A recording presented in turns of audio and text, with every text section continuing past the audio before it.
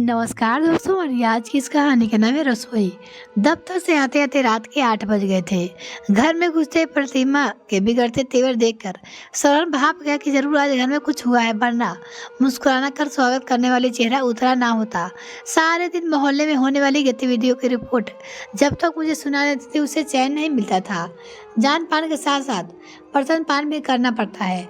अखबार पढ़े बिना आस पड़ोस के सुख दुख के समाचार मिल जाते हैं। शायद देरी से आने के कारण भी प्रतिमा का मूड बिगड़ा हुआ है। प्रतिमा ने माफी मांगते बोली, सॉरी, मैं तुम्हें फोन नहीं कर पाया। महीने का अंतिम दिन होने के कारण बैंक में ज्यादा काम था।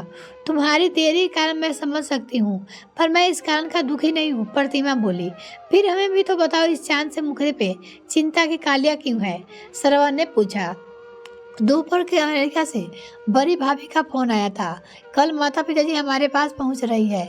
प्रतिभा चिंतित होते हुए बोली, इसमें इतना उदास एवं चिंतित होने का क्या बात है? उनका अपना घर है, वो जब चाहे आ सकती है।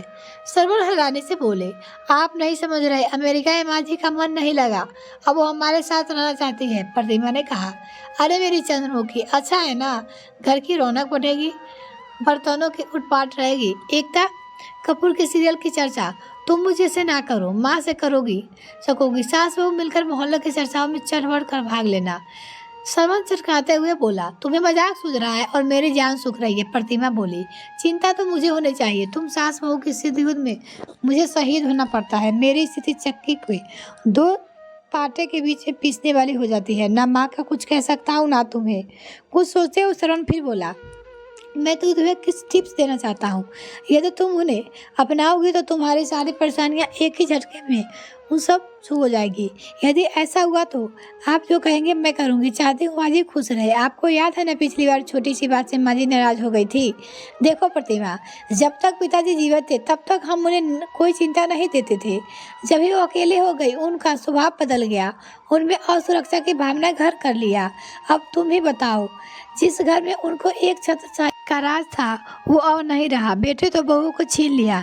जिस घर में 3 कदम जोड़कर माँ ने अपने हाथों संवारा, उसे पिताजी के जाने के बाद बंद करना पड़ा। उन्हें कभी अमेरिका तो कभी यहाँ रहने आसपास रहना पड़ता है। वो खुद को बंधन महसूस करती है, इसलिए हमें कुछ ऐसा करना चाहिए जिससे वो अपने अपने आपन लगे। उनसे हमें पैसा नहीं चाहिए, उनके लिए तो पिताजी की पेंशन बहुत है। उन्हें खुश रखने के लिए तुम्हें थोड़ी समझदारी दिखानी होगी, चाहे नाटकीय से ही सही। सरवण प्रतिमा को समझाते हुए बोला, आप जैसा कहोगे मैं वैसा करने को तैयार हूँ।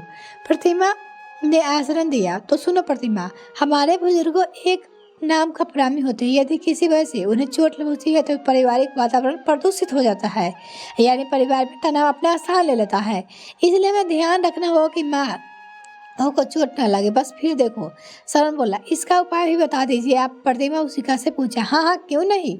सबसे पहले तो जब माँ आए तो सिर पर पल्लू रखकर चरण स्पर्श करने लगा। रात को सोते समय कुछ देर तक उसके पास बैठकर हाथ पाँव दबा देना। सुबह उठकर चरण स्पर्श के साथ प्रणाम कर देना।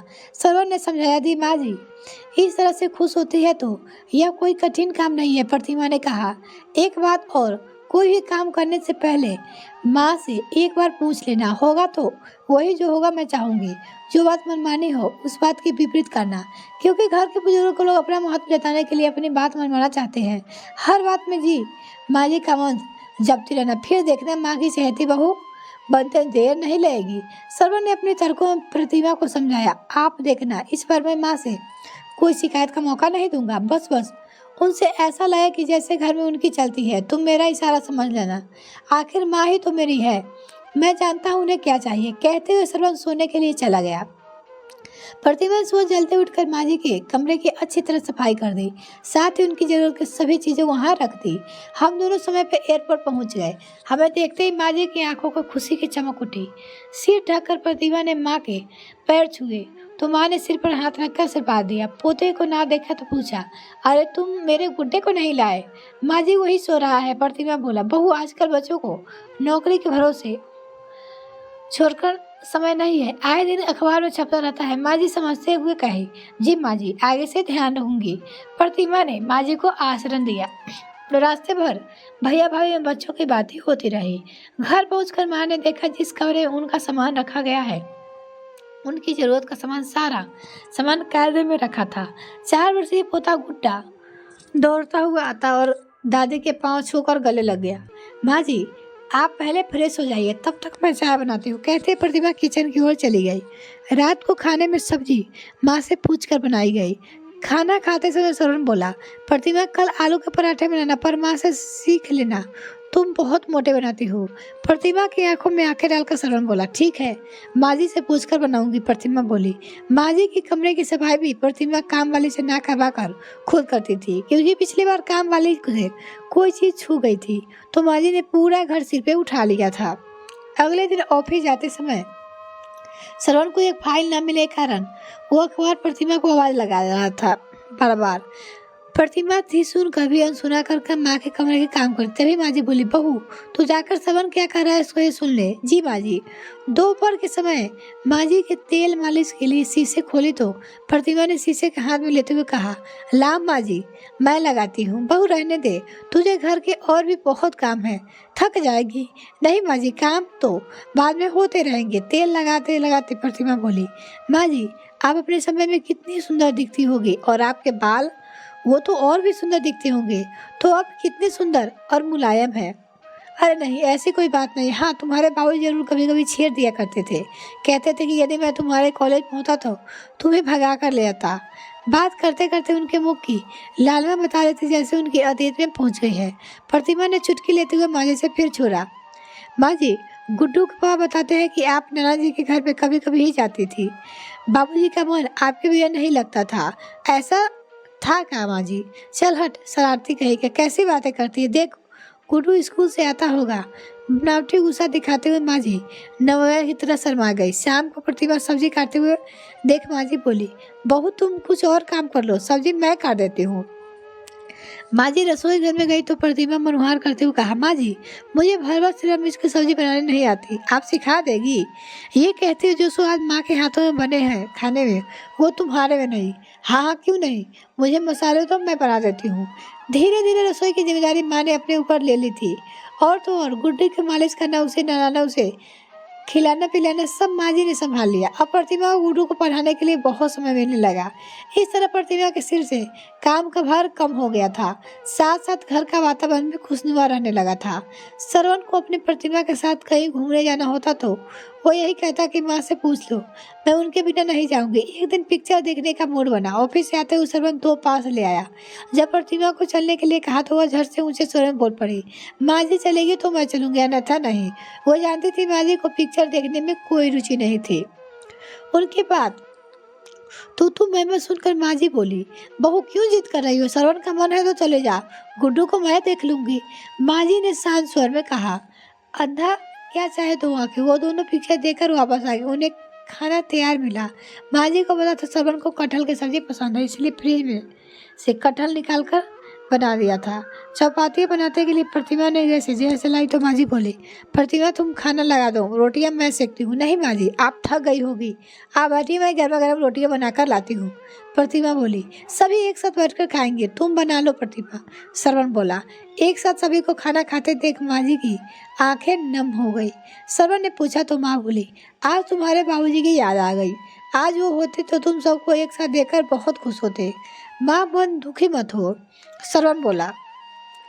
प्रतिमा और देखकर श्रवण से बोला, कटहल की सब्जी ऐसे बनाती है सच में? माँ बहुत दिनों बाद इतनी स्वादिष्ट बनी खाई है। माँ ने कुछ सीख लो प्रतिमा। माँ जी सच में सब्जी बहुत स्वादिष्ट है, मुझे भी सिखाना। बहू खाना तो तुम भी स्वादिष्ट बनाती हो। नहीं माँ जी, जो स्वाद आपके हाथों बनाए खाने में है वो मेरे में कहाँ है? प्रतिमा अपनी सास से बोली। श्रवण को दिवाली पे बोनस के पैसे मिले तो देने के लिए उसने प्रतिमा को आवाज लगाई। प्रतिमा ने आकर कहा, माँ जी को दे दीजिए ना। श्रवण ने लिफाफा माँ के हाथ में रख दिया। माँ जी लिफाफे को उलटकर देखते हुए रोमांचित हो उठी। आज वो खुद के घर की बुजुर्ग की सम्मानित सदस्य अनुभव कर रही थी। श्रवण में पिताजी प्रतिमा जानते थे कि माँ को पैसे से कुछ लेना देना नहीं है, ना कि उन्हें कोई विशेष जरूरत थी, बस उन्हें तो अपना मान सम्मान चाहिए था। अब घर में कोई भी खर्चा होता या कहीं जाना होता तो प्रतिमा माँ से जरूर पूछकर माँ जी से उसे कहीं घुमाने जाने के लिए मना नहीं करती। अब हर समय माँ के सुख में प्रतिमा की प्रशंसा के फूल झड़ती। दिवाली पे घर की सफाई करते प्रतिमा स्टूल से जैसे ही नीचे गिरे तो उसे के पाँव में मोच आ गई। माँ ने उसे उठाया, पकड़कर पलंग पर बिठाकर पाँव में मरहम लगाया और गर्म पट्टी बांध कर उसे आराम करने को कहा। यह सब देखकर सलमान बोला, माँ तो माँ, सुना था बहुत सेवा करती है सास की, पर यहाँ उल्टी गंगा बह रही है। चुप कर, ज्यादा बकबक मत कर। प्रतिमा मेरी बेटी जैसी है, क्या मैं इसका ध्यान नहीं रख सकती? प्यार से डांटते हुए माँ बोली, माँ जी बेटी जैसी नहीं बल्कि बेटी कहो, मैं आपकी बेटी हुई तो हूँ। प्रतिमा के पास सुनते ही माँ जी उसके सिर पर हाथ रखकर बोली, तुम सही कह रही हो बेटी, तुम मेरी बेटी ही हो। बहू कमी पूरा कर दी। घर में होता वही सर्वं चाहता, पर एक बार माँ की अनुमति जरूर लेता। बेटा चाहे कुछ भी कहे, पर बहू की छोटी सी भूल की सास को सहन नहीं होती। इसे सास को अपना अपमान लगता है। यह हमारी परंपरा भी बन चुकी है, जो धीरे धीरे खत्म हो रही है। माँ जी को थोड़ा सा मान सम्मान देने के बदले उसे अच्छी बहू का दर्जा, बेटी का स्नेह मिलेगा, इसकी तो उसे कल्पना भी नहीं की थी। प्रतिमा के घर के हर समय प्यार खुशी का वातावरण रहने लगा। दिवाली नजदीक आ गई। माँ एवं प्रतिमा ने मिलकर पकवान बनाने। लगता है इस बार की दिवाली एक विशेष दिवाली रहेगी। सोचते सोचते सरवण बिस्तर पे लेटा ही था कि अमेरिका से भैया का फोन आया। उन्होंने माँ के स्वास्थ्य के बारे में पूछा और बताया कि इस बार माँ को उनके पास से नाराज होकर गई है। तब से मन बहुत विचलित है। यह तो हम सभी जानते ही है कि नंदिनी भाभी और माँ के विचार कभी नहीं मिले, पर अमेरिका में उनका झगड़ा होगा इसकी तो कल्पना भी नहीं की थी। भैया ने बताया कि माफी मांगकर प्रायश्चित करना चाहते हैं, अन्यथा हमेशा उनके मन में एक ज्वाला की दहकती रहेगी। आगे उन्होंने जो बताया सुनकर मैं खुशी से उछल पड़ी। बस अब 2 दिन का इंतजार है, क्योंकि 2 दिन बाद दिवाली थी। इस दिवाली पे प्रतिमा ने घर पे विशेष प्रकाश सजाया था। मुझे उत्साहित देखकर प्रतिमा ने पूछा, क्या बात है, आप बहुत खुश नजर आ रहे हो? आपकी खुशी तो छिपाते ही। मैंने कहा, तुम सास बहू का प्यार हमेशा ही ऐसे बना रहा है, बस इसीलिए खुश हूँ। नाराज नजर मत लगा देना हमारे प्यार को, प्रतिमा खुश होते हुए बोली। दिवाली वाले दिन माँ ने अपने बक्से से चाबी देते हुए कहा, बहू लाल रंग का एक डब्बा है, उसे ले लो। प्रतिमा ने माँ जी का डब्बा लाकर दे दिया। माँ ने डब्बा खोलकर उसे खानदानी हार निकाला। हर प्रतिमा को देते हुए बोले, लो बहू, ये हमारी खानदानी हार है, इसे संभाल कर दिवाली इसे पहन कर बनाओ। तुम्हारे पिताजी की यही इच्छा थी कि हार देते हुए माँ की आंखों में खुशी की नम हो। प्रतिमा ने हार के साथ माथे से लगाया और माँ के पैर छूकर संभाल लिया। मुझे बराबरी घड़ी की ओर देखते हुए प्रतिमा ने पूछा तो मैंने टाल दिया। दीप जलाने की तैयारी हो रही, तभी माँ की आवाज लगाकर कहा, सरवल जल्दी आओ, गुड्डू के साथ फुलझड़ियाँ भी तो जलानी है। मैं 7:30 बजे का इंतजार कर रहा था, तभी बाहर टैक्सी रुकने को आई। मैं समझ गया मेरे इंतजार की घड़ियाँ खत्म हो गई। मैंने अनजान बनते हुए कहा, चलो माँ, सेलिब्रेशन शुरू करें। हाँ हाँ चलो। प्रतिमा आवाज लगाते हुए कुर्सी से उठने लगे तो नंदी भाभी ने माँ के चरण स्पर्श किए। आदत के अनुसार माँ ने मुख से आशीर्वाद की झड़ी लग गई। सिर पर हाथ रखे बोली, खुश रहो, आनंद रहो। आदि आदि बोली। भाभी जैसे ही पाँव छूकर उठी तो माँ आश्चर्य से देखती रह गई। आश्चर्य के कारण पलक झपकाते ही भूल गए। हैरानी से माँ ने एक बार भैया की ओर देखा, एक बार मेरी माँ की ओर देखा। तभी भैया ने माँ से पैर छुए खुश होकर भाभी की साथ साथ मुझे प्रतिभा को भी गले लगा लिया। माँ ने भैया भाभी की आंखों को पढ़ लिया। पुनः आशीर्वाद देते हुए दिवाली की शुभकामनाएं दिए।